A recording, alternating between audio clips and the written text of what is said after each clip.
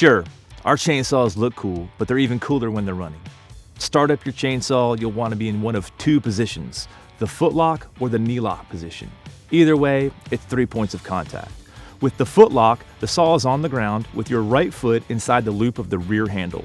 Your left hand goes on the front handle of your chainsaw while your right hand is holding the starter rope or pull start handle to engage or start the saw.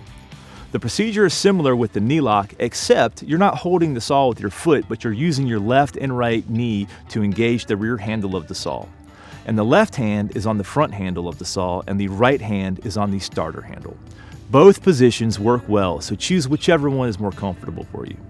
The one position we highly discourage is the drop start, which is when you hold the entire weight of the saw in your left hand and pull the starter rope with your right hand.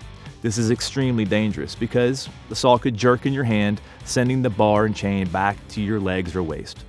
In any starting position, the chain brake should be activated so the chain can't turn when the chainsaw starts. Now, on to the good stuff. If you haven't used your saw in at least 24 hours, you'll be doing what's called a cold start. To help the saw start more easily, you'll push the purge bulb 6 to 8 times, which circulates fuel only through the fuel system. This won't flood the saw since this isn't a primer. And remember, the purge bulb never fills completely. Then you'll engage the on-off switch. As for most of our saws, you're going to pull the on-off switch out and up, which will put you in the choke position. Next, you'll pull the starter rope 2 to 3 times depending on the amount that it's been used. More if it has run out of fuel or if it's a brand new saw right out of the box. You should hear the engine puff. Once that occurs, move the starter switch down to the run position. The throttle will be partially engaged. This is referred to as high idle. The saw is now off choke.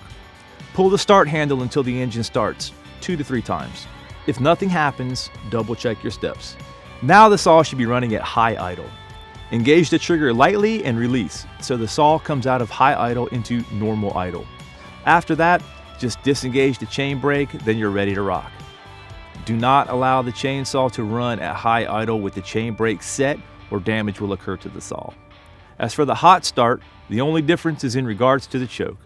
You'll start with pushing the purge bulb. Afterward, you'll pull the on-off switch out and up and put it into the choke position and then immediately put it into the run position. From there on, you'll follow the same procedures as the cold start. And if you've heard your buddies bragging about Autotune 3.0, which is in our 592 XP, one of the reasons is how simple it is to start. Cuts out the entire back half. All you have to do is push the purge bulb and then move the on-off switch out and up to the start position. Then, boom, you're ready to cut away. There you have it. Hot start, cold start, Autotune 3.0 start. Until next time.